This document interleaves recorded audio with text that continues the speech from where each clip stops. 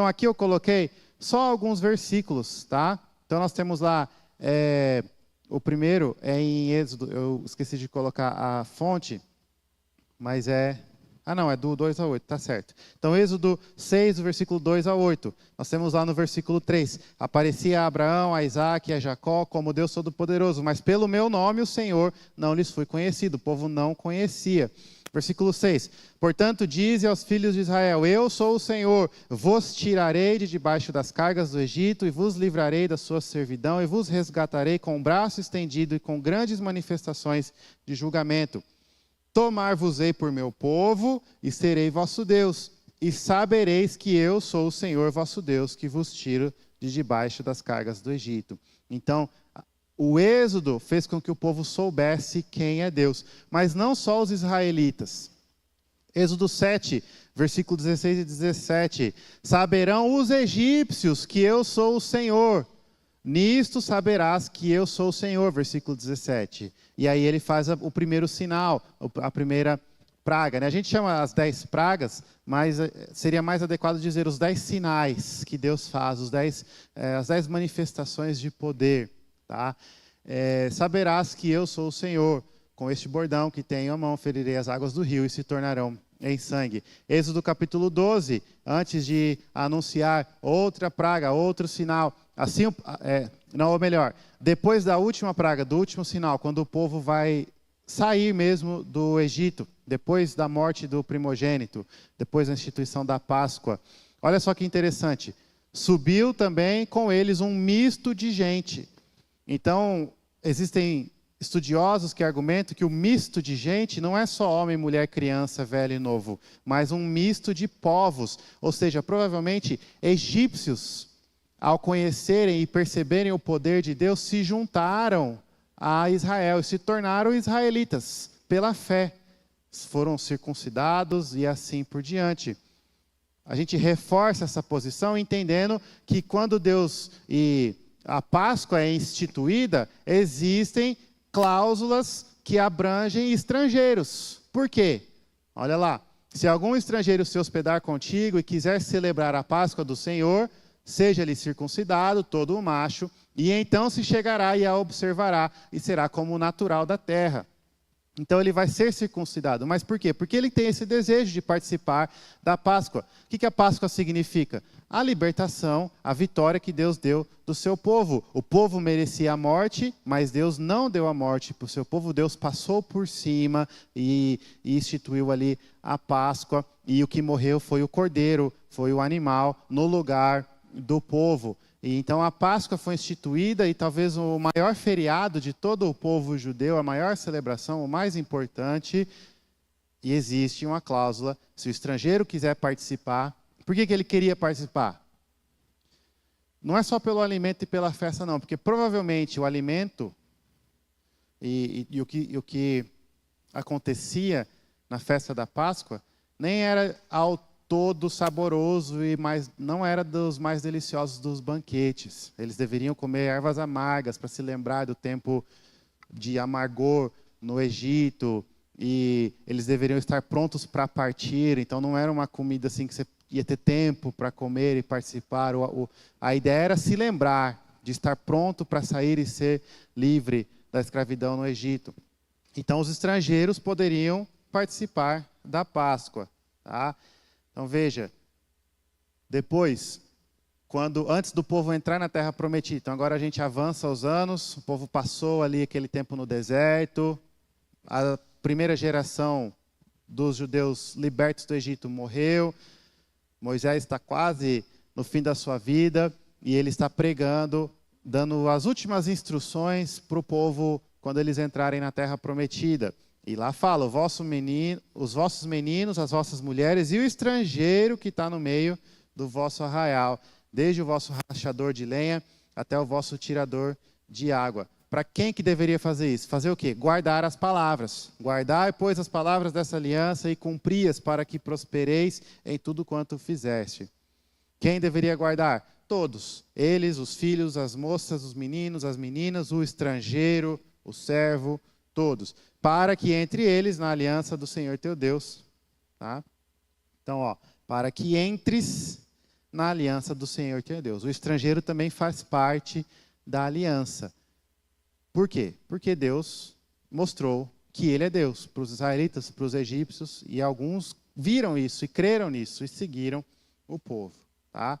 Então, veja, na inauguração do templo, outro grande momento na história de Israel. A gente avança os anos agora, né? Vai dar aquele pulo temporal. Já teve toda a história de Josué, dos juízes, Samuel, Saul, Davi, agora é Salomão o rei. Então muitos e muitos anos se passaram, Salomão é o rei, Salomão constrói o templo, porque Deus o permite, e ele ora inaugurando o templo.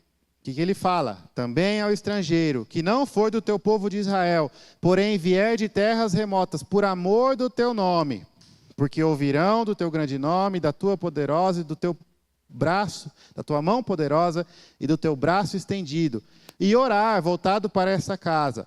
Ouve tu nos céus, lugar da tua habitação, e faze tudo o que o estrangeiro te pedir, a fim de que todos os povos da terra conheçam o teu nome, para te temerem como o teu povo Israel, e para saberem que essa casa que eu edifiquei é chamada pelo teu nome. Olha que coisa bonita. Quando você ouve a missão dada por Jesus Cristo, ir pregar o evangelho, você vai, prega o evangelho, você pode se lembrar, isso é cumprimento das promessas de Deus. Muito antes de Jesus vir ao mundo e dar essa ordem, Deus já tinha falado, isso vai acontecer. O meu nome vai ser conhecido em todos os povos. O meu nome vai ser conhecido e temido em todos os povos, assim como é em Israel. Então, evangelismo começa assim, oficialmente no Novo Testamento, mas existem promessas que estão por trás disso e fortalecem. Qual que é o objetivo de tudo isso?